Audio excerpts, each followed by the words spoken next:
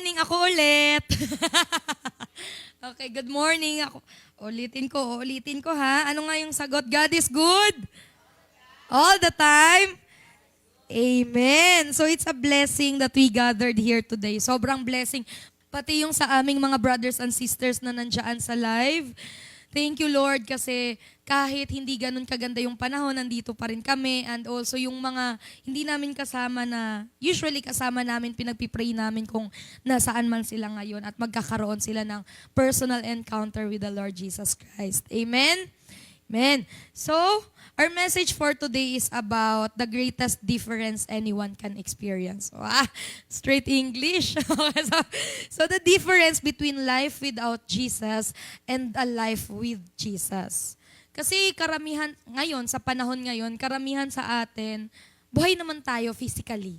We are alive physically. Tumatawa tayo, nakakatawa tayo, nakakapagkwentuhan tayo sa mga kaibigan natin, nakakapaglaro, nakakapagtrabaho. Everyday palagi tayong may ginagawa. Kahit pagtulog, ginagawa pa rin yon. Ba? So, ang dami natin ginagawa. We are all alive, but spiritually, hindi natin sure kung puno ba tayo. Hindi natin sure kung buo ba tayo. No?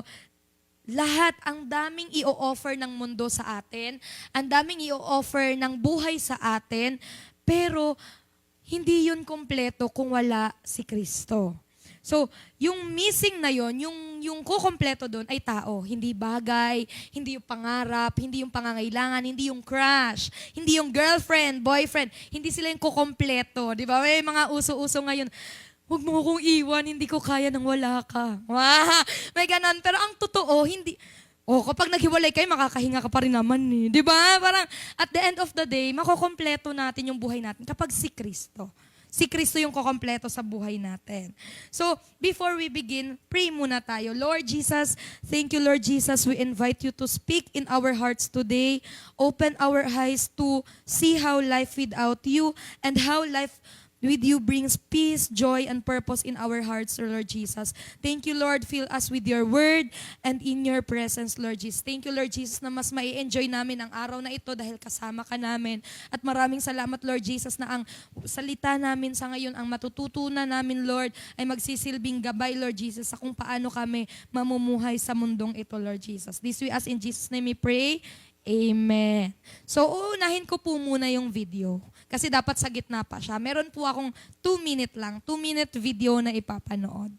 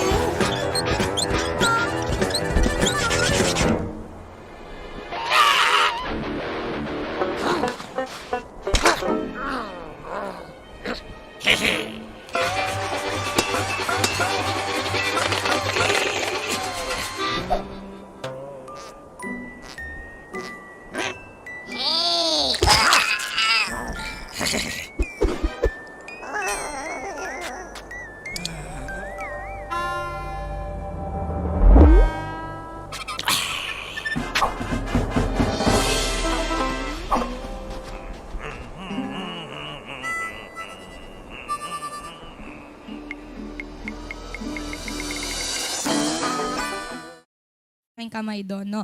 So, doon makikita natin na kahit hindi mo kilala si Kristo, may ginagawa pa rin siyang paraan sa buhay mo. Binibigyan ka pa rin niya ng mas malaking biyaya. Kaso, hindi natin yun makikita kung hindi natin siya kilala. Kasi kung kilala natin siya, kung ano yung ginagawa ng kamay sa buhay natin, maa-acknowledge natin yun. Alam natin na si Kristo yun. What more kung hindi natin siya kilala? 'Di ba? Ginagawa ni Kristo ang paraan ng mas malaki pa para sa atin. Ginagawa niya ng paraan yung sobra-sobrang ibinibigay sa atin. So kung yung buhay natin nang wala si Kristo, hindi natin pinapakinggan si Kristo, mas pinipilit natin yung gusto natin. Minsan kasi kapag pinipilit natin yung gusto natin, akala natin, yes, sumakses ka na. No? Kasi step by the step, 'di ba? Pag sumakses ka na, fulfilled ka na, pero hindi 'yun yung plano ni Kristo sa buhay natin. No, mas malaki pala at mas sobra-sobra pa yung ibibigay niya sa atin. Kasi hindi naman tayo pipigilin ni Kristo eh. Sige, may gusto tayong gawin, nandyan si Kristo, gagabayan niya tayo. Pero makukuha natin yun without us knowing, mas malaki pa pala yung gusto niya para sa atin. Amen? Parang i-share ko lang, no, nung bata pa ako, nung siguro mga grade school, no, mga high school, simple lang yung pangarap ko. Yung pangarap ko lang, makapagtapos ng pag-aaral, makatulong sa pamilya, na hindi ko nga naisip kilalanin pa yung ibang pamilya sa buhay ko. Wala. Yun lang yung gusto ko. Tapos sabi ko, gusto ko lang makapagtapos ng pag-aaral, magtrabaho, magpamilya, magkaanak. Yun, puntang langit. Yun lang yung alam ko. No, na hindi ko alam, mas malaki pala yung gusto ni Kristo para sa buhay ko. Mas sinishape niya pa pala ako. No, kanina sobrang naano ako sa lineup ng worship team kasi naiisip ko yung dating ako na kasi yung dating kami, hindi ko pa na-build yung relationship ko kay Christ. Ang alam ko lang yung format ng prayer. O kailangan ko mag-pray kasi periodical test ko na next week. Kailangan kong mag-pray kasi magbibigay na ng grades sa school. Kailangan kong mag-pray kasi iko-compete na ako ng school sa ibang school. So kailangan kong mag-pray para hindi ako pumalpak. Akala ko yun lang yung format sa buhay. Pag may kailangan ka kay Lord, mag-pray ka. Kapag kumuha ako ng stick o sa tindahan, mag-pray ako kasi alam ko patatawarin niya na ako. Yun lang yung alam ko. Pero hindi pa lang. Mas malaki pala yung plano ni Kristo sa buhay ko. What more ngayon na life we find in Him na. Pero simulan po muna natin sa ating mother scripture sa aking ibabahagi ngayon. From John 15 verse 15. Ayan. I am the vine, you are the branches. If you remain in me, and I in you, you will bear much fruit. Apart from me, you can do nothing. E-emphasize ko lang po dito na dito may kukumpara natin yung buhay natin na imagine natin, meron tayong cellphone. At lahat naman tayo siguro, karamihan may cellphone tayo, pero walang signal. May cellphone tayo, pero walang wifi. 'Di ba? O meron tayong kotse, walang gasolina. Gagawin natin doon. Merong puno, walang bunga. Anong gagawin natin doon? No? So, may kukumpara natin yung buhay natin before na hindi natin siya nakilala kasi may kulang. Meron nga tayo nito, pero may kulang. Paano siya aandar kung walang gasolina? Paano natin magagamit yung cellphone natin? Alam ko, karamihan dito nag-i-install ng mga offline games eh. May offline games kahit isang game lang. Kasi kapag walang internet, walang wifi, walang data, yun yung ginagawa. Di ba? Yun yung ginagawa kapag wala. Pero, anong mangyayari kapag wala yun? Di ba? Imagine natin, everything will feel heavy. Everything will feel toxic and stressful. Bakit? Kasi namuhay tayo sa mundo kung saan lahat ng tao, busy tayo habulin yung success, busy tayong habulin yung mga relationships, busy tayong habulin yung pera. Yun yung goal natin. Busy tayong lahat kung ano man, yung ibang tao, busy sila na kailangan sikat sila. No? Yung fame. Pero deep down, everything feels empty. Bakit? Kasi kahit ano pa yung ma-achieve natin sa buhay natin, kahit ano pa yung meron tayo, 'di ba? Kahit ano pa yung meron natin, kung wala si Kristo, wala lang yun. No? Anong i-share ko sa inyo kasi teacher ako ng isang prestigious school. Mayaman sa mayaman, yun talaga yung mga estudyante ko. Sobrang yayaman nila.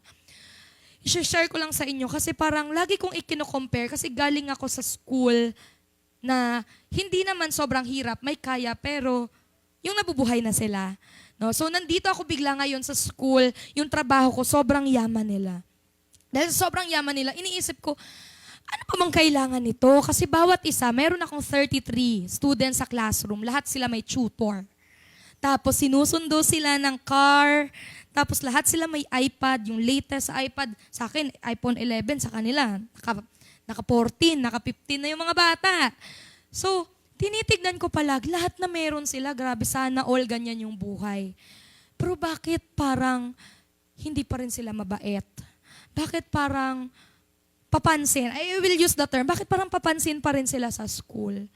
Doon ko na-realize nung nagpunta kami sa outreach na-realize ko yung mga students ko, mayaman sila sa buhay pero poor sila in spirit. No, mayaman sila, meron silang yaya, kompleto sila, aircon sila 24/7, pero walang panahon yung magulang nila sa kanila. No, hindi nila kilala si Kristo na kilala natin ngayon. Na parang nagpunta pa kasi ako, bakit ko to nare-realize? Kasi nag-outreach kami, share ko lang, nagpunta kami dun sa Aita community. Nung nagpunta kami dun sa Aita community, kumanta sila at halos maiyak-iyak ako kasi yung kinanta nila, wag daw, sabi doon, wag na lang daw nilang, ang point lang ha, hindi ko alam yung tono, parang sinasabi nila na, wag nyo naman kaming pagkaitan sa aming pangarap.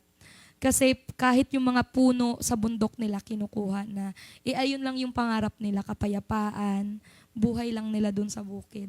Na-realize ko, grabe, sobrang toxic na dito sa city. Lahat na nangyayari sa gobyerno, kahit sa school, kahit saan, sa trabaho, sa kaibigan.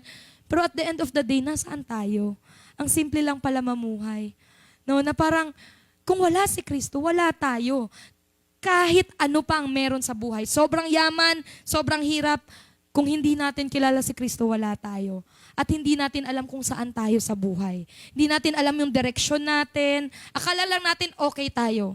Pero bakit parang may kulang? Kasi hindi natin kilala si Kristo. Kasi hindi natin nare-realize kung gaano kalaking bagay ang magkaroon ng Kristo sa buhay natin. Amen? Amen. So meron tayo dito number 1. Ayan. Meron tayo dito, life without Jesus. No? How is life without Jesus? Life without Jesus is empty. Ayan. Life without Jesus is empty. No? Life without Jesus is empty. Paki-next na po. Ayan. Ayan. What are you using to fill the emptiness in your heart? Ako dito, ginagawa ko minsan. Ano bang parang feeling ko may kulang? Usually, ito guilty talaga ako dito ha. Kapag may kulang or feeling ko, ay wala namang something today na special, kailangan may gawin ako. Kailangan kong kumain ng chocolate para magkaroon ng hormones na happy ako. Or pangalawa, manonood ako ng Netflix para happy ako. Pero yung emptiness pala na yun, hindi ko pala kailangan hanapin sa kung saang bagay. Minsan, di ba? Ito, share ko lang okay, share ko lang. Minsan, kapag nafe-feel empty ako at gusto kong may magsabi sa akin, pretty ako, pinapansin ko yung may nagkaka-crush sa akin. Hindi ganon. That's not how it works, no? Hindi ganon si Kristo. Bakit natin hahanapin sa ibang tao?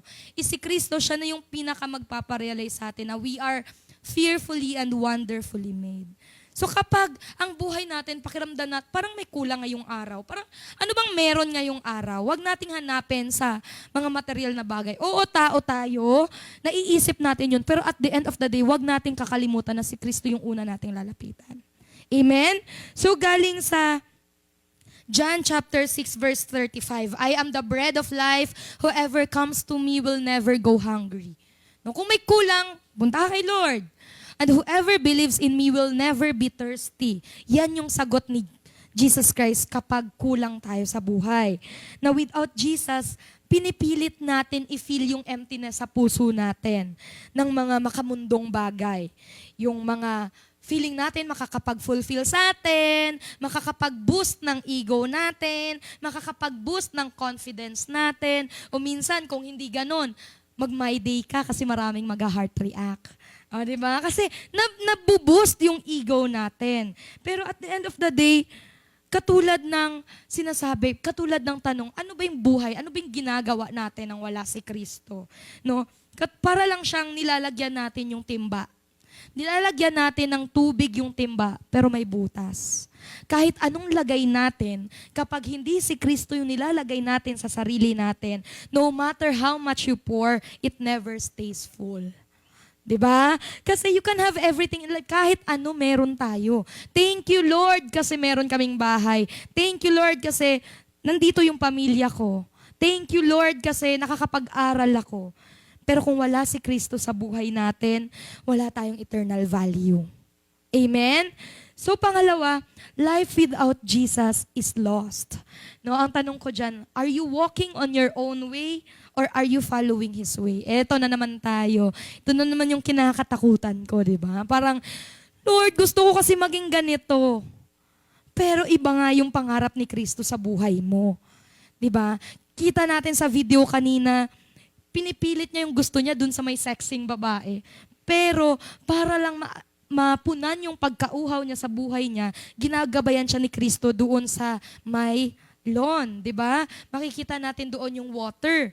Pero kasi ipipilit natin yung gusto natin, hindi pa nga siya nakapasok doon sa bare minimum na standards ng society eh. Walang-wala pa siya doon. Kasi ipipilit natin, bakit lost? Kasi own way, own voice, own feelings, own dreams yung sinusundan natin. Lahat ng pangarap natin, lahat ng gusto natin, Lord, thank you Lord, gusto ko ngayon magpulis. Gusto ko magpulis, yun ba yung gusto mo sa akin, Lord? Diba? Pakiramdaman natin, no? Maghingi tayo ng ano, biglang nagsalita si Lord. Hindi. O diba, na naginip ka, bigla, kasi hindi. No, Lord, tulungan mo kung maabot yung pangarap ko. Kung ano yung gusto ko, Lord, maraming salamat, Lord. Kasi kasama kita, no? Dahil hindi mo ako pinapabayaan. Minsan may mga pagkakataong feeling natin hindi natin kasama si Lord. Tama? Lord, bakit parang napahiya ako? Hinayaan mo kung mangyari sa akin to. Hindi niya tayo hinayaan. Yun yung pagkakataon na mas kumapit tayo sa kung ano yung gusto niyang matutunan natin sa buhay natin. Amen? So ang sagot dito ni Lord, no? Ang sagot dito ni Kristo from John chapter 14 verse 6. I am the way, the truth, and the life. No one comes to the Father except through me. Hindi mo makikilala si Father God kung hindi mo kilala si Kristo. Amen? Kasi kung wala si Kristo sa buhay natin, akala lang natin confident tayo sa gusto natin. Pero ang totoo, hindi natin alam kung saan tayo papunta. Habol lang tayo ng habol sa pangarap natin. Habol lang tayo ng habol na matalo natin yung classmate natin. Habol lang tayo ng habol na, bakit yung mga kaibigan ko, ito naman, bakit yung mga kaibigan ko may apartment na sila? Bakit nagpapakasal na sila? Bakit ready na silang magpamilya? Ako dito, nagma-my day pa ako, kinakausap yung Instagram. Diba? Parang bakit nandito pa rin ako? Pero at the end of the day, hindi ka malulost kung alam mo si Kristo. Again, we kept on chasing things, but at the end of the day, hindi natin nare-realize na may pangarap pala si Kristo sa atin. He is the way, He is the truth, and He is the life. Totoo yan. Kasama dito, pasok dito yung insecurity natin na nakakalimutan natin na, uy, ito pala si Kristo.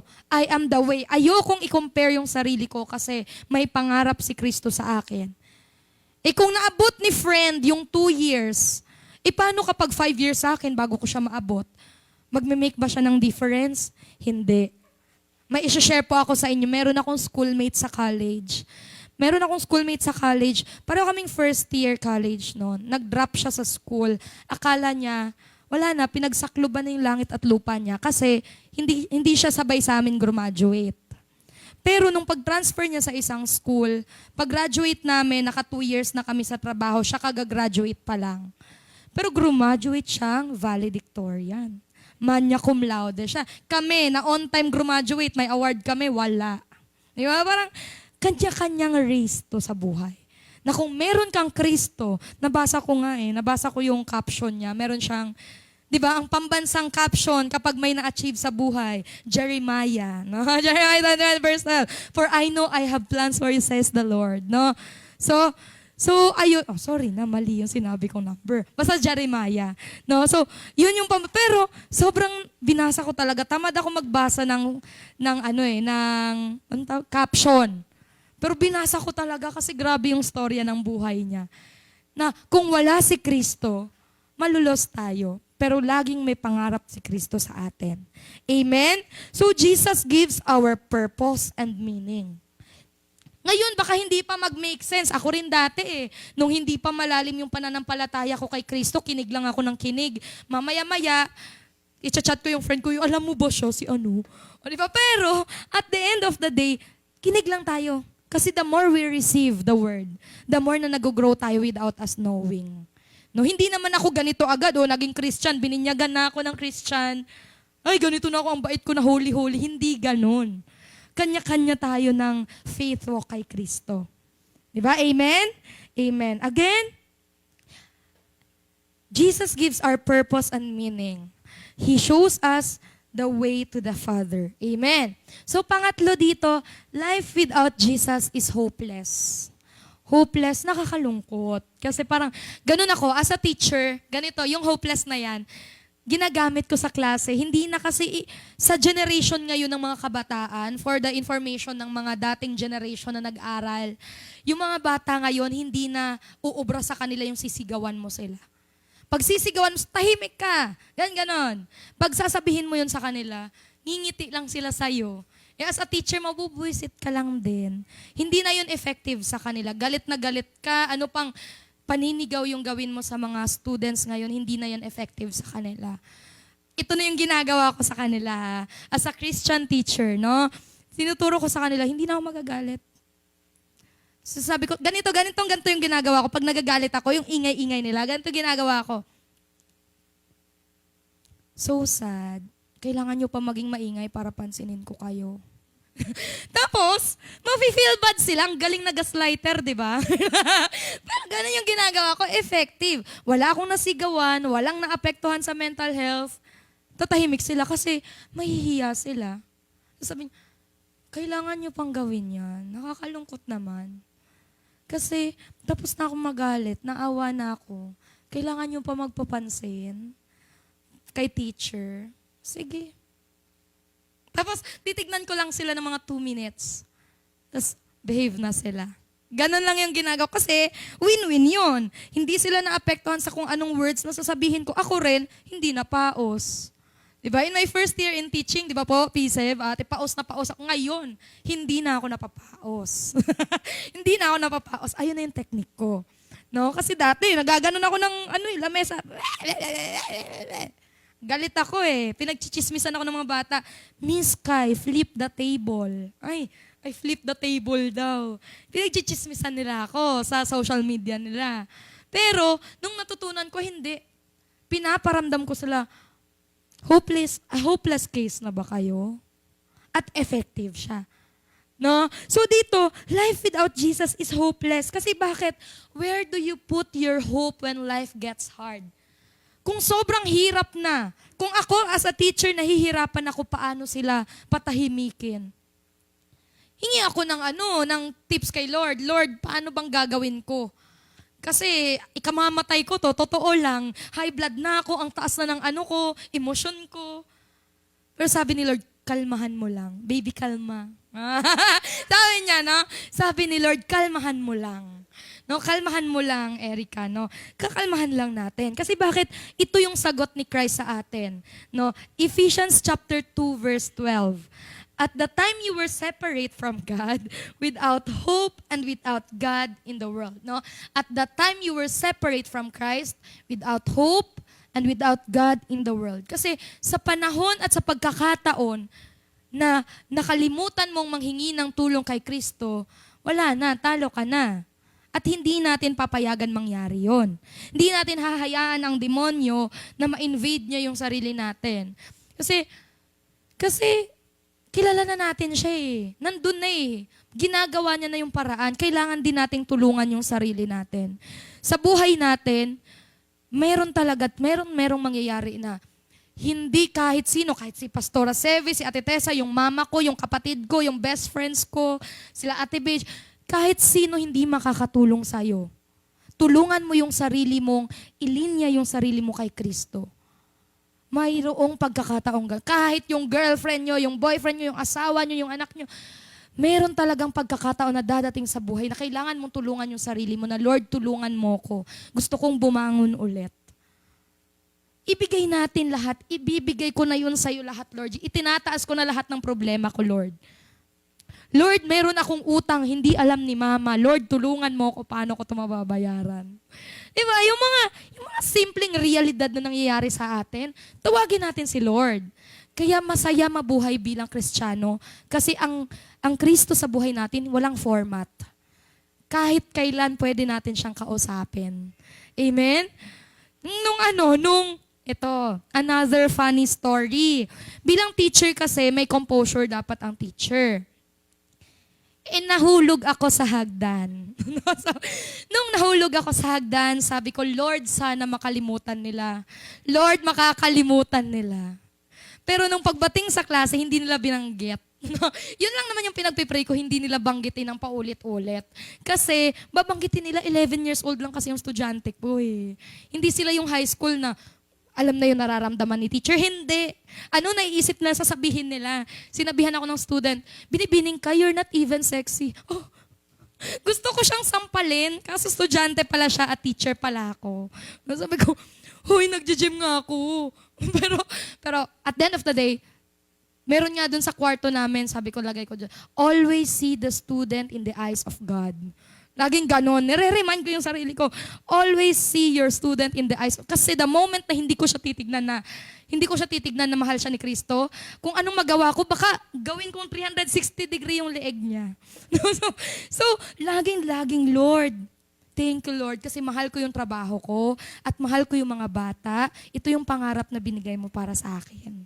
No? Kasi, kung wala si Kristo, kung ano nang gawin ko, baka nakulong na ako. No? Kasi, ganon, yung nagsisave sa atin sa kapahamakan, si Kristo. Laging nandun yung Holy Spirit niya. Oh, kumalma ka. Kalmahan mo lang. Bago mo gawin yan, isip ka muna kung tama ba yan, kung ano yung kalalabasan ng gagawin mo. Amen? Kahit yung mga set of students ko, pinagpipray ko yan bago magsimula ang school year. Lord, thank you, Lord. Nililay hands ko na yung class record ko. Thank you, Lord, yung mga batang mapupunta sa akin. Ay, mahal ako. No, susundin. No, kahit makulit, normal na maging makulit eh. Natanggap ko na yon. Normal maging makulit kasi 11 years old lang naman sila. Kasi kung magagalit ako sa kakulitan nila, ba't pa ako nag-teacher? 'Di ba? Parang, ba't ko pa to pinili kung hindi sila makulit? So, ang palagi kong pinagpipray, Lord, thank you, Lord. Yung mga, at ito pa, ipagpipray ko rin dapat yung parents. Lord, thank you, Lord, yung mga magulang nila, makikipag-work sa akin hand in hand, matulungan yung anak nila. Kasi ang hirap na sa generation ngayon, yung mga magulang, bakit, ay parang kasalanan ko, yayaba ako ng anak mo. No, parang at the end of the day, pinagpipray lahat. Kasi kung wala si Kristo sa buhay natin, our life would be hopeless. Amen? Amen. So, when Jesus comes into your life, hope restored, no? And also, your future will be secured in Him. Kasi without Jesus, we may appear to be happy, but deep down, we are uncertain of what is coming for tomorrow and for eternity. Kasi bakit hindi natin sigurado? Kasi hopeless. Kasi wala si Kristo sa buhay natin. Okay? So balikan natin, meron kung life without Jesus will be empty. At kung empty yon, lost, then hopeless. At ano ang equivalent nun? Life without Jesus. No, empty, lost, and hopeless. Ayan yung bagay na ayoko mangyari sa ating lahat. No? At lalong-lalo na sa mga nakakilala at kakakilala pa lang kay Kristo. Na magkakaroon ng personal na encounter with Christ, no, na kahit na hindi pa ganun naintindihan, pero tanggapin lang ng tanggapin yung mga salitang ibinibigay ni Kristo sa atin. Amen? Amen. So on the other hand, ito yung mga, ano naman yung buhay kapag may Kristo na sa atin? Next po. Ano naman yung buhay kapag may Kristo na sa buhay natin? Ay. Nawala yung walang next page. Yan. How different it becomes when Jesus lives in us. No, lagi nating kasama si Kristo. Meron yun last week, lesson namin sa taas. No, Children's Church. Lesson namin. Hindi last week, ni other week pa ata. Di ba po ang mga leaders, dapat pinaglilingkuran sila? Kasi sila yung leader eh. Di ba? Parang, dapat ang leaders daw, pinaglilingkuran sila. Pero si Kristo hindi ganon. No, si Kristo, bumaba siya para sa atin, para makasama tayo, para maintindihan tayo. Kasi po Ate Erica, yung sa United Kingdom, yung leader nila, King and Queen, pinaglilingkuran. 'Di ba? Pero hindi ganon dito sa Pilipinas. Dito sa Pilipinas, binuboto natin sila. Karapatan natin yon at ganon din si Kristo. Bumaba siya sa atin. Hindi siya yung nagpakamarangya o pagsilbihan niyo ako, paglingkuran niya ako, bigyan niyo ako ng ginto. Hindi ganon si Kristo. Bumaba siya dito sa lupa para maintindihan tayo at para iligtas tayo sa ating kasalanan. Amen. So paano kaya yung buhay ng kasama natin si Kristo sa pang-araw-araw? Number 1, Jesus gives life and purpose. Binibigyan niya tayo ng meaning. Hindi lang basta meaning eh. Jesus doesn't add meaning to life. Jesus is the meaning of life. Amen? Hindi lang siya nagbibigay. Siya mismo ang meaning ng buhay natin. Imagine natin, may cellphone ka, iPhone 17. Taray, iPhone 17. Meron tayong iPhone 17. Then, wala ka namang charger. Ano yon? Ano yung buhay na yon? Kahit latest model siya, kahit sobrang ganda, o kahit halimbawa, sobrang sexy ko, pero wala akong Kristo, anong gagawin ko? O malaleya sa longga yung boses ko, pero hindi ko naman ginagamit para papurihan si Kristo. No? Ano na lang yung buhay ko? Parang pag nakikita natin, ang galing-galing, ang ganda-ganda sumayaw. Ay, ang galing-galing sumayaw, ang ganda-ganda ng katawan niya, ang ganda ng boses niya. Kilala ba niya si Kristo? Bakit big deal na kilala si Kristo? Kasi panlabas na anyo lang yung nakikita natin. 'Di ba? Isingit ko lang, ipag-pray natin na kilala niya si Kristo, yung anak ni Kim Atienza. 'Di ba? Nabalitaan po natin anong nangyari. No, sobrang happy kid siya, happy influencer siya. Kinagulat ng buong mundo. Oo, kasi kilala din siya sa international eh. No? Parang nakakalungkot kasi bakit kailangang humantong doon sa sitwasyon niya. Kung kumpleto si Kristo, kahit ano pang sinasabi ng buong mundo, hindi tayo matitinag doon. Kasi niyayakap tayo ni Kristo. Paano po yun, Ate Erica? May pagkakataon talaga na nadadoubt talaga ako sa sarili ko. Feeling ko talaga hindi ako magaling. At feeling ko kahit anong pray ko, hindi talaga natatanggal. Tanungin mo yung sarili mo, nagpipray ka ba ng totoo? Kapag sinabi kong totoo, pinapapurihan mo ba si Kristo o nagpipray ka lang dahil gusto mong matanggal yun? Palagi tayong babalik na, bakit parang hindi ako kompleto? Nagdadoubt ako sa sarili ko, pero nagpipray naman po ako. Tanungin mo yung sarili mo, yung pagpipray mo po ba ay para papurihan si Kristo, para pasalamatan si Kristo, o desperada lang tayong matanggal yun? Patuloy nating babalikan, nagpray ka, pero ano ba yung intention ng prayers mo? To connect with God? Kasi kapag nandun, yung deep, no? Di ba sabi dito sa John chapter 10 verse 10, I have come that they may have life, have it more abundantly. Hindi tayo pinapabayaan ni Kristo. Di ba? Siya yung nagfu-fuel sa atin kung ano yung purpose natin sa buhay natin. Na lahat tayo sa mundong ito pare-pareho. Anong pare-pareho? Bakit sila mayaman? Bakit ako hindi? Pare-pareho tayo. No? No matter how strong or how smart we may think we are, without Jesus, we lose spiritual power. Amen? Meron dito sa Bible figure, yung Samaritan woman. No, dito, yung Samaritan woman, yung kwento niya, she had 5 husbands. Kasi hindi siya nakontento sa isa eh. Hindi ako masaya sa kanya. Sige, kailangan ko pa ng asawa. Halimbawa, siguro dito, yung asawa ko na to mapagmahal. Pero, hindi niya ako pinaglilingkuran. So hanap pa ulit ako ng pangalawang asawa na pinaglilingkuran ako. Hinahanap niya, meron siyang 5 husbands. Pero unhappy pa rin siya. Bakit? Kinuha niya na lahat. Nandun yung desperation, doon papasok na sa sobrang desperate natin, nakakalimutan natin yung relationship kay God. Sobrang halaga ng relationship kay God. Bakit? Sabi ni Jesus sa Samaritan woman, whoever drinks the water I give will never thirst again. Tubig lang binigay ni Kristo. Pero na-realize niya na yung purpose niya. Na-realize niya na hindi kailangan na napakaraming asawa. No. Sa buhay natin, dami nating gusto. Kahit ako hindi ako nagpapakamalinis. Ang dami ko rin gusto. Gusto ko nga magka-MacBook eh. Pero hindi ko siya minamadali kasi alam ko na mas mayroon pang priority si Kristo na dapat kong gawin sa buhay ko. Pero hindi masamang mangarap. Ulitin ko, lakihan natin yung pangarap natin. Gusto ko maging model, di ba? Gusto ko maging sikat. Lakihan na hindi tayo pipigilan ni Kristo. Pero palagi tayong pabalik. Ito ba yung gusto ni Kristo sa buhay natin? Amen? Ito ba yung gusto niyang gawin natin sa buhay na pinagkaloob niya sa atin sa mundo? Amen? Amen. So dito, pangalawa, Jesus brings peace in the storm.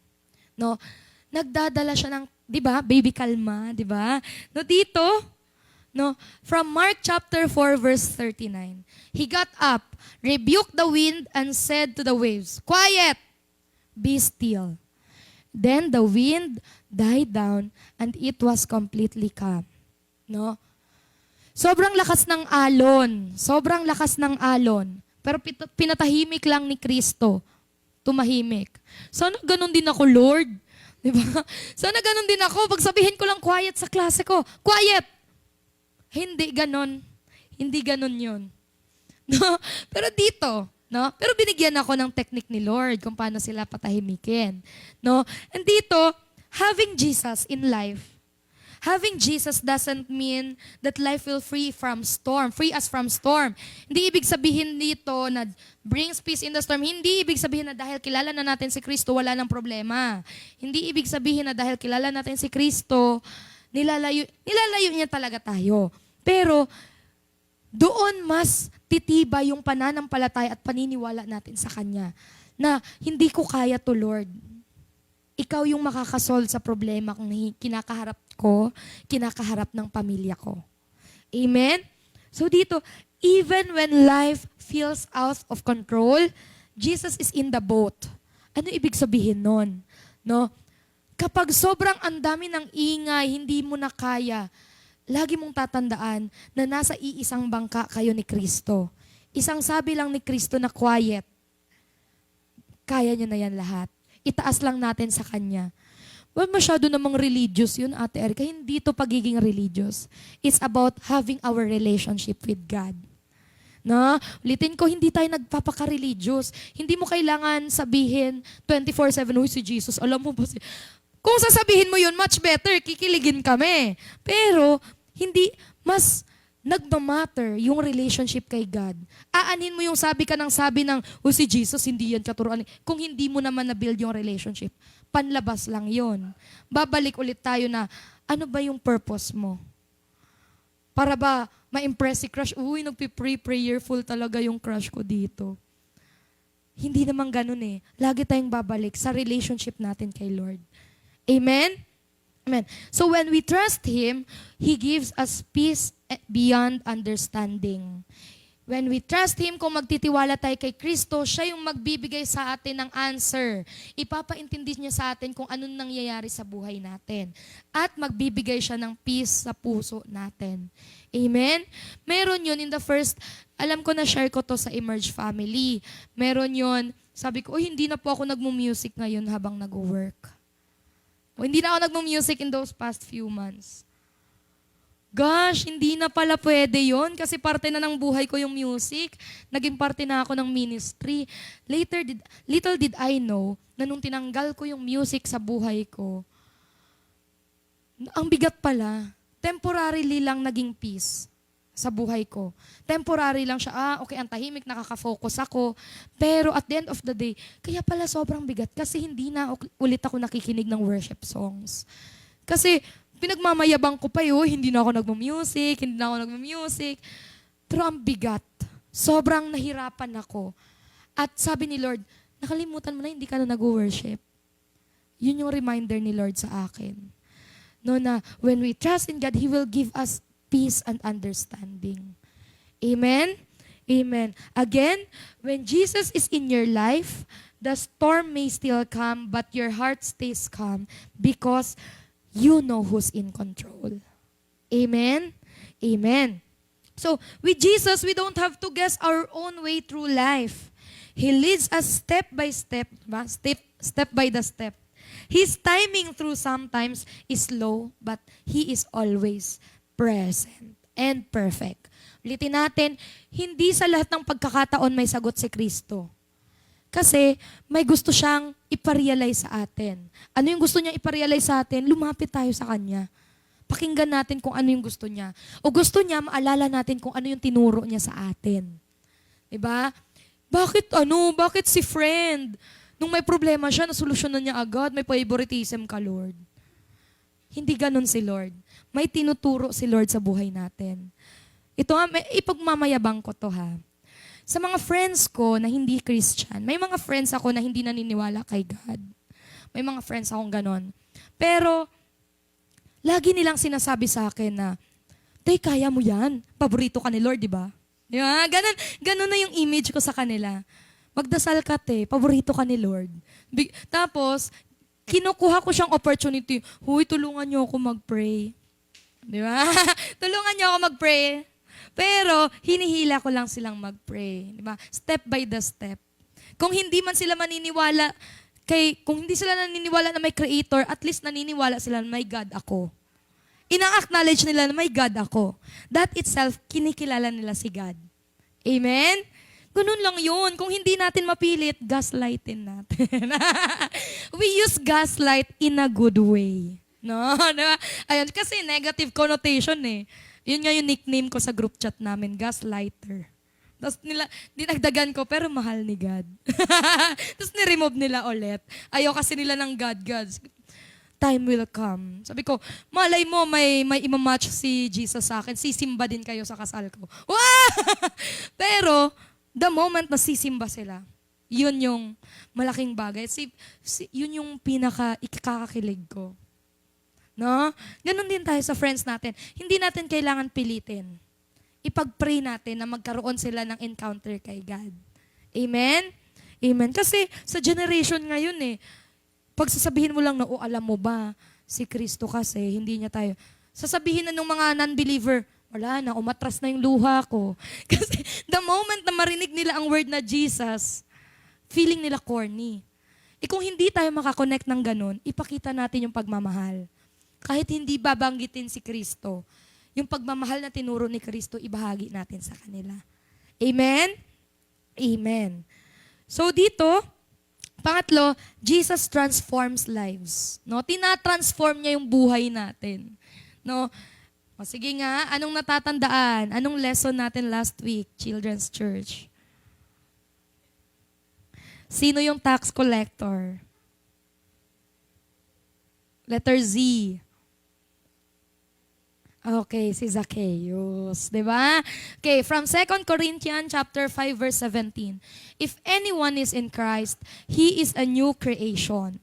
The old has gone, the new has come. Grabe, ito na banggit ko kanina sa opening ng message, pero babanggitin ko ulit. Grabe yung worship kanina, naiisip ko na grabe, sobrang buti ni Christ sa akin. Kasi i-share ko po, kami taga-probinsya po kami, taga-Negros, Bisaya. Yung buhay namin doon, nagtitinda kami ng kandila. Hanggang ngayon, memorize ko pa rin. Memorize ko yung piyesta ng baryo-baryo. Pag January, Santo Niño yan. Pupunta kami doon, magtitinda ng kandila. Tapos, kapag, memorize ko pa nga, Nuestra Señora de los Desamparados. Yung mga ganon-ganon na mga santo, di ba? Kilala ko pa rin. Memorize ko siya kasi nagtitinda kami ng kandila sa fiesta. Diba? Punta kami doon. Tapos, kapag nagtitinda kami ng kandila, hinahabol namin yung kotse. Kasi, agawan talaga yun. Maraming nagtitinda ng kandila. Ano ako noon? Nagsimula ako magtinda grade 4 hanggang high school. Grade 4 hanggang high school. Tapos, hinahabol namin yung kotse. Pag hinahabol ko na yung kotse, akin to. Yung ibang tendera, wag na kayo, doon kayo. Ganon kami. Kasi kapag hahabulin ko yun, susunod din. Usually, sasabihin ko sa class, usually yung susunod sa'yo, di ba? Hinabol ko doon sa eskinita, papunta doon sa parking lot ng simbahan. Habulin ko siya. Tapos yung mga matatanda doon sa simbahan, lalapit. Hindi dapat bibilhan ako ng kandila ng 100 pieces. O, hati na lang kayo ha, 50 sa kanya, siya yung humabol, sa'yo 25. Siyempre magagalit ako. Akin dapat yung 100 pieces eh. Sa akin na dapat yung benta. Yung mga matatanda, nakakainis. May ginawa ako. Ang ginawa ko, nagtinda yung, may lumapit doon. Alam ko anak ni Mayor yung palapit sa kanya eh. Lumapit, bibili ng 200 na kandila. Lumapit din ako, bilan mo ako. O ayan, hati kami ha. parang gano'n, diba? So yung buhay namin talaga, kinagisnan ko na siya. Kinagisnan ko na nagtitinda kami ng kandila. At proud ako doon. No? Ginagawa rin namin yung kandila. Yung sa sementeryo, di ba yung kandila nagsisinde. Yung mga natunaw na doon, pag wala na yung pamilya, tapos na siya makipag-usap doon sa burol, tapos na siya doon sa kabahaong makipag-usap, kinain. Sorry po Lord. Pero ginagawa namin to. Pag ubos na, umaalis na yung pamilya, kinukuha ko yung chocolate. Kinukuha ko yung Tapos, tinatanggal namin yung natunaw na kandila. Kasi iniipon namin siya, naiipon namin isang sako. Tapos, tutunawin ulit namin siya, ginagaba namin kandila. Ganon siya. Kaya, kung memorize namin ang fiesta, mas masaya kami sa All Souls Day. Mas masaya kami doon kasi hindi na kailangan bumili ng mama ko ng wax. Mahal yun eh. Hindi niya na kailangan bumili ng wax kasi kukunin lang namin yung No? Mayroon yun, masasarap. May donut, may cake, yan. Kuha namin yun. Kala nyo, makakakain ba yung Hindi. Mga bata yung makakakain. No? So, ayun yung ginagawa namin. At parang pag nare-reminisce ko, nakakatuwa.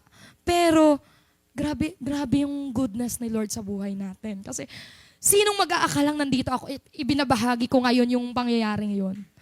Na parang, sinong mag-aakala na, hindi to kasama sa pangarap ko. Lahat ng nangyayari sa buhay ko, hindi kasama sa pangarap ko. Pero sobrang galing ni Kristo. At kapag natutunga nga ako, naiiyak na lang ako. Pero naiiyak talaga ako pag naiisip ko yung goodness ni God sa buhay ko na parang nung bata pa lang ako, nakakakinig ako ng mga ganitong story. Niro-romanticize niya lang yung buhay niya pero hindi. Kasi alam mo na hindi mo siya kaya mag-isa. Hinayaan mo si Lord na pumasok sa buhay mo. Amen? Kilala talaga ako nagtitinda ng kandila. Binubuli pa ako noon. Nagtitinda ng kandila. Tapos iiyak ako. Iyakin pala. Tapos yung mga teachers ko, Erica, ayoko nang bumili doon. Sa school pa lang, nag-order na sila sa akin. Mabili akong 250 pieces. Ganon. Kilala talaga ako sa school na nagtitinda ng kandila. At pinagmamalaki ko yon. Kasi yung pagtitinda ng kandila, yun yung pinanggagastos ko. Kasi gusto kong sumali sa camping ng Girl Scout. So may kita kami ng kandila. Bayad ko dun sa fee. Di ba may fee? 1,000. So parang feeling ko yung equivalent ng 1,000 nung dati. Wala pang inflation. Parang ngayon, 5,000 na yun. Ang hirap kaya anuhin ng 1,000. Tapos, ibabayad ko sa teacher ko, barya-barya. Yung naka-plastic. Kasi yun yung kita ko sa sa kandila. So, sobrang fulfilling niya kasi pinaghirapan ko siya. No? So parang, old creation, the old has gone, pero hindi ko siya tinatalikuran. Kasi naging parte siya na yun pala yung gusto ni Kristo sa buhay ko. Na sinishape pala ako ni Kristo para mas maipamahagi ko sa moment na confident na ako at bold na akong ipakilala siya sa mundo. Amen? Amen. So meron yon. Pangalawa, sorry oversharer talaga ako. Nag-a-apply ako ng school sa work. Kasi syempre, mangarap tayo ng mas mataas. Apply ako sa big schools. Yung mga big schools na alam nyo ngayon, pinasahan ko yan ng application lahat. Tapos, ini-interview na ako. Alam kong tatanggapin ako. Ganon ako ka-confident sa sarili ko. Na alam kong qualified ako dito kasi binigay ko yung best ko. Ganon. Confident talaga ako. Kaso pag interview, Usually kasi kapag prestigious school, Catholic school. Pag interview, tinanong ako, kaya mo bang talikuran ang religion mo ngayon at bumalik sa Catholic? Tapos nag-isip ako, bakit ba ako nag-isip pa? Dapat sagot ko, yes, no. Yun lang naman yung sagot. Pero nag-isip pa ako. Kung tatanggapin ko to, sabi ko, kung tatanggapin ko to, kung sasabihin kong yes, hindi ko pinagmamalaki si Kristo, pero malaki sahod ko. Diba? Parang malaki ng sahod ko. Pero kung sasabihin kong no, wala akong trabaho. Nahirapan ako doon. Ang tagal ko siyang sagutin.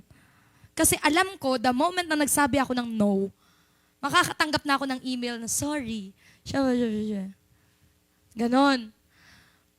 Anong ang nangyari doon? Ini-interview niya ako. Nandun ako sa 7-Eleven. Nasa 7-Eleven ako kasi ayokong marinig. Kasi sekreto lang may trabaho pa ako doon. Nag-a-apply na ako sa iba, di ba? Sekreto lang na nag-a-apply na ako. So nandun ako sa 7-Eleven. May dumaan na tricycle. May nakalagay, di ba may nakalagay doon sa likod? Jesus is the way. Oh, grabe naman to, Lord. Kaya sinagot ko na siya. Sabi ko sa kanya, no. Sabi ko, kasi ang tagal mo mag-decide Pinadaan ni Lord yung tricycle na may Jesus is the way. Sayang. 40,000 na sana yun. Pero, hindi ko tinanggap at hindi ko siya pinagsisihan.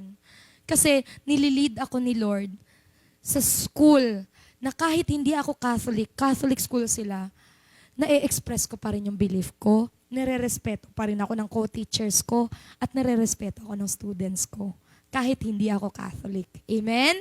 Amen. Ano na lang nangyari kung hindi ko siya sinunod, katulad dun sa video? Feeling happy ako sa pera, pero wala naman. No, yun na yung life without Jesus na sana ako ngayon. Baka hindi na ako nagsasalita dito ngayon. Amen? Amen. So dito, Jesus transforms lives. Siya yung nagbibigay ng paraan para baguhin yung buhay natin. Kasi the moment na meron tayong Kristo sa buhay natin, ang saya-saya mabuhay. Kahit na may mga pagkakataon na wala ka ng pera, parang hindi ka madedepress, hindi ka malulungkot, hindi ka mag-worry. Normal mag-worry, pero alam mong may magpapautang sa'yo. Di ba? Parang gano'n, no? Parang, gosh, late na ako. Pero dadating ka pa rin doon, buzzer beater. Diba? Si Jesus yung naggagawa ng paraan sa buhay natin. Hindi tayo inaayos ni Kristo. Hindi niya tayo inaayos. Tina-transform niya tayo. Binabago niya tayo. Amen? Kasi kung aayusin lang natin, para tayong yung plato na in-scotch tape, yun yung fix. Iba yung transform. Binabago tayo ni Jesus. Amen? So yung kay Zacchaeus, no, he was a corrupt tax collector. Ito yung lesson namin last week. But after meeting Jesus, he changed his heart. No, he repaid what he had stolen and began a new life of generosity. 'Di ba? Nakita natin, hindi siya pinaniwalaan ng mga tao agad. Kasi sino ba naman, napakasama ng ugali, napakakurakot, tapos biglang magsasabi ng Word of God, Jesus. Siyempre kahit sino sa atin, hindi maniniwala. Kahit sila Nika Rose. Nung friend ko sila, hindi pa ako naging Kristiyano nung nakilala ko tong friend ko na to. Ayun, very bad talaga yung ugali ko. As in, very bad. Ito sasabihin ko na, Lord, sorry po. Nagmumura ako. Si Nika Rose, hindi siya nagmumuraan because sa akin, nagmumura na siya. at isang araw, natutuwa na ako sa Emerge. Kasi nandito na ako Nung nagkaroon na ako ng Jesus sa buhay ko, nakikilala ko na siya. Nagugulat sila. Wow, kumakanta na ako ng Reckless Love. Di ba? Parang ang tingin nila sa akin fake. No? Kasi nga, ganun din. Hindi ka naman agad-agad, pero ikaw sa sarili mo, maniniwala ka. Ikaw lang yun sa sarili mo, makakaalam kung totoo ba yun o pakitang tao. Amen? Kasi, yung relationship natin kay God, intimate. Intimate, intentional. Hindi dahil sinabi ni Ate Erica, hindi sinabi dahil ni Ate Blessing, hindi dahil sinabi ni Ate Tess at ni Pisev na dapat may Jesus ka, mag-Jesus ka na rin. Kasi ikaw sa sarili mo makakaalam na intimate, intentional. Gusto kong mabuild tong character kasi gusto kong hindi na ako toxic person. Amen? Amen? Amen. So, when Jesus enters your heart, your desires change. Mababago na yung gusto mo sa buhay mo. Pag pumasok si Kristo sa buhay mo, mababago na yung gusto mo. And the sin loses its grip. Yung kasalanan na gustong-gusto kanyang panghawakan, unti-unti nang bumibitaw. Bakit siya bibitaw? Wala na akong magagawa. Masyado nang mahigpit yung paniniwala niya. Kahit anong pasok ko sa puso niya, hindi na ako makakapasok. Amen? Kahit nga nung worship leader ako, yung ginawa nila akong worship leader last time. Di ba? Sige, ito yung gusto ni Kristo. Kanta ako kahit ano lang naman, di ba? Kaya ko lang namang magsalita. No? So, kakanta tayo. Kahit yung mga panahon na nag-worship na ako, hindi pa ganun ka strong yung paniniwala ko kay Lord. Maniwala po kayo, hindi pa ganun ka strong yung paniniwala ko kay Lord. May paniniwala, nakilala ko si Lord. Tapos, sui-sui pa yon yung faith ko sa Kanya. Tapos yung feeling ko na okay na ako kay Lord, mabilis pa akong matibag. Mabilis pa akong ma-brainwash. No, nung nabibrainwash ako, ang bigat sa puso. Feeling ko ang toxic ko nang aaway ako ng keyboard warrior noon sa Facebook. Kasi pandemic yun eh. 'Di ba? Nang aaway pa ako ng mga panahon na yun. Pero the moment na naayos yun, hindi agad-agad. It took me years. No, took me years na parang kumakanta ako, nakikinig ako kay Peace, pero hindi ko siya na-feel. Kasi be intentional. Huwag mo lang gawin tong church. Huwag mo lang gawin yung pinapagawa sa'yo dahil gusto mo lang sumunod. Gawin mo kasi gusto mo. Gawin mo kasi yun yung ikakasaya ng puso mo. Kasi pag ginagawa mo lang siya dahil natatakot kang mag-no kay Ate Erica, natatakot kang mag-no kay Ate Tessa, para saan pa yun? Diba? So, dito, katulad ni Zacchaeus, no, he repaid all he had stolen. Kung nagbago siya, hindi niya kayang ibigay lahat ng meron siya. Kung pakitang tao lang yun. Ibinigay niya lahat ng pera niya. Amen? Amen. So, you begin to live for His glory instead of your own. Kapag intimate ka na at kapag intentional na yung relationship mo kay God. Hindi kasi natin kailangan, again, uulitin ko po, mga beloved children of God, no? Yun yung tawag ko rin sa mga estudyante ko kapag naaasar na ako eh. Beloved children of God, quiet. Tapos tatawa sila. Kasi nagiging CL na raw ako. CL subject. AP po yung subject ko for your information. Nagiging CL na raw ako kapag tinatawag ko silang ganon. Tapos, meron yung one time sabi ko, sit. Kasi, yun, si Cory? Kasi ganun, hindi ko na talaga, di ba, parang challenge, yung daily life with a teacher. No? So, at the end of the day, we all do things because intimate yung relationship natin kay God. Hindi natin ginagawa to dahil religious tayo. Ginagawa natin to kasi strong yung relasyon natin kay Kristo. Amen? Amen. So, pakita natin dito, meron akong table dyan.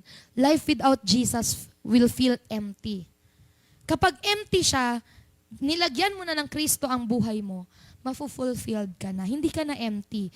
Magsisimula ka ng maging thankful sa mga bagay na meron ka. Amen? Isa din yun sa pinagpipray ko every Wednesday prayer. Thank you, Lord. You fill the gaps in our heart. No? Ikaw yung pumupuno sa pakiramdam naming pagkukulang. Amen? And life without Jesus may feel lost, pero you are now found. Di ba may kanta niyan? Then, kapag hopeless ka, hopeful ka na. No? At kapag broken ka na, di ba? Naiinis ako. Actually, naiinis ako sa yung uso kasi ngayon sa Facebook, yung mga status, sa Instagram, yung heart na merong bandage. Naiinis ako doon. Naiinis ako sa emoji na yun. Di ba? Alam niyo yung heart na may bandage? Kasi kapag may Kristo ka, paano kailangan ng bandage ng heart? So, parang sasabihan ako ng friend ko na, padayon, tapos laban lang, tapos yung heart na may bandage. Bakit yung bandage? Di ba? Parang, Jesus is not fixing our life. Jesus is transforming our life. Hindi tayo magpapaka-sad girl, sad boy dito. Di ba? Walang bandage yung heart natin. Kasi inaayos na siya completely ni God. Nire-renew na siya ni God. Amen? Aimless. Life without Jesus is aimless. No? Aimless. Wala lang. Gigising lang ako sa umaga. Papasok. Papagalitan ni teacher. Walang assignment. May baon. Kakain. Uuwi. Repeat. Ganun parang feeling natin everyday nagiging routine siya. Pero kapag may Jesus ka, purposeful na siya. Hindi natin nare-realize, everyday, iba-iba ang nangyayari sa atin. Amen? Siguro pag tinatanong ako, bakit teacher? Sabi ko rin, bakit nga ba? Wala namang yumayaman sa teacher, di ba? Pero, bakit teacher? Bakit teacher yung gusto ko? Kasi everyday sa buhay ng teacher, iba-iba. Sa araw na ito, may nag-poop na student. Bukas, may sipon na tumulo. Iba-iba araw-araw, iba-iba. Compare kapag empleyado ako. Papasok ako sa work, laptop, mumurahin ka pa ng foreigners. Every day, papagalitan ka pa, tas uwi ulit. Pero again, hindi ko naman inaano yung ibang profession, ha? Pero kasi, everyday, iba-iba din yung nangaaway sa kanila. De joke lang. Iba-iba yung nangyayari sa atin. At sa akin, people person kasi ako. Gusto ko yung meron akong kausap. Iba-iba yung nangyayari sa estudyante ko everyday. Purposeful siya. No? Kasi laging ganun Parang feeling ko siya na naman, boring. Hindi ganon. Kasi pag may Jesus tayo, looking forward tayo sa araw na, ano kaya mangyayari ngayon, Lord? Na marirealize ko yung presensya mo sa buhay ko. Amen? Life without Jesus is alone. Ulitin ko, life without Jesus feels alone. Feeling mo mag-isa ka lang, alone together. Tara po alone together. Magkakasama tayo pero alone pa rin. May mga uso ngayon, so close yet so far. Pero, life with Jesus, you will feel loved. Mahal ka. Kompleto ka. No? Kompleto ka. Mahal ka ni Kristo. Wala na, binigay na sa'yo lahat. Kung feeling mo may kulang pa, balik ka dun sa, Lord, bakit pakiramdam ko may kulang pa? Kausapin mo si Lord kapag feeling mo. Kasi walang kulang sa atin. Amen? Grabe yung mga bata na mga Aita. Ano lang sila? Yung classroom nila, isa lang yung ceiling fan, sira pa. Pero happy sila. No, tinur kasi nila kami, sobrang, talaga siya. Naging, ko rin yun na, Lord, thank you Lord kasi nakapunta ako sa community na yun kasi nasa Rocky Road din ako nung mga time na yun. Na, hindi nila problema yung material na bagay. May pagkain sila, may bahay sila. May teacher sila, nakakapag-aral sila. At happy sila doon. What more ako? Diba? Yun yung nare-realize ko. What more? Sana makita yun ng mga estudyante dito sa city. Reklamo tayo ng reklamo, pero merong mga tao na yung nirereklamo natin, sobra na pala sa kanila. Amen? So life with Jesus feels alone. Akala mo mag-isa ka lang. Walang nagmamahal sa'yo, pero hindi, nandyan si Kristo sa'yo. Nagpakamatay si Kristo para sa'yo. Amen? Amen. So, di ba sa John chapter 15, verse 5, apart from me, you can do nothing. Kung wala ako, wala kang magagawa at totoo yun. Empty, lost, hopeless. Kasi again, si Jesus, hindi niya aayusin yung buhay natin. Jesus doesn't make our life better because He is life itself. Amen? Amen. He is our light in the darkness. Ito yung favorite kong prayer nung nung nagsisimula pa lang ako maging Kristiyano. Thank you, Lord, ikaw ang liwanag sa kadiliman ng buhay namin. Diba? He is the peace in our pain and He is the hope in our waiting. Amen? Amen. So, a life without Jesus is like a song without melody. A story without meaning, a journey without destination. Diba? So, but when Jesus comes in the center, everything starts to make sense. Kahit may nangyayari na ng masama sa inyo, titignan nyo na siya na, hindi papabayaan ni Kristo na mangyari yan sa akin. Ganun mo na siya makikita. No, kahit mangyari yan sa buong mundo, kapag may Kristo ka, hindi ka na mas-stress. Totoo yan. Mas-stress ka, pero hindi na yung sobrang ikaka-down mo. Diba? Normal maka-feel ng negative emotions. Pero kapag may Kristo ka, hindi ka nun hihilain pang pababa. Amen? So, i-shortcut na lang natin how to have Jesus in our lives. No? Paano ba magkaroon? Meron na nga. Bakit kailangan pang i-remind to? Kasi number 1, dapat i-acknowledge natin yung kailangan natin siya. Acknowledge natin, no? Na kailangan natin siya. Saan ba sa buhay? Tanungin na lang natin yung sarili natin. Saan sa buhay natin yung ginawa natin in our own way? Hindi pala natin siya tinanong, Lord, gusto mo bang gawin ko to? 'Di ba? At umamin ka na ba sa sarili mo na kailangan mo ng kapatawaran ni Kristo? Hindi na, pinatawad na tayo. Kailangan mo ng tulong ni Kristo. Natanong na ba natin yun sa sarili natin? Number 1, para magkaroon ng Jesus in our lives, i-acknowledge natin na kailangan natin siya. Sabi nga sa Romans chapter 3 verse 23, all have sinned and fall short of the glory of God. Pero the first step of having Jesus in our lives is realizing that we need Him. Amen? Walang perfect. Lahat tayo nagkakasala. Lahat tayo kapag may dumaan na hindi kaaya-aya, wala tayong sinabi pero sa isip natin may sinasabi tayo. Kasi walang perfect. Pero si Kristo ang magre-renew sa utak natin. We've all commit mistakes, disobeyed God, and gone in our own way. Pero the moment na we acknowledge His presence, nag-open door yun para mas mapalapit sa relationship with Christ. Kaya hindi corny kapag may nababasa tayo sa social media na, sinong mas mahal mo, ako o si Kristo? Kapag sinabi ni Kristo, oh, nakakakilig, di ba? Pag, yun yung mga teenagers, pero totoo yun, dapat mas mahal si Kristo. At hindi lang siya dahil pakitang tao, kundi intentional na mahal si Kristo. O na, even if it takes na i-uncrush mo yung tao na yan, kasi ayun yung sabi ni God, masakit, crush ko siya, maganda siya eh. Pero kasi sabi ni God, hindi siya para sa'yo, i-acknowledge mo yun. Kasi yun yung sinasabi ni God sa'yo. Amen? Pangalawa, believe in Him. Ito yung favorite ko sa Children's Church. Ano ang susi para mapunta sa langit? Faith in God. Diba? Hindi tayo makakapuntang langit kahit gumawa tayo ng kabutihan, kahit lahat ng milyon natin ibigay natin sa mahihirap. Wala ka ng kasalanan. Hindi ka na gumagawa ng masama. Makakapunta ka bang langit? Ay, hindi pa. Paano ka pupuntang langit?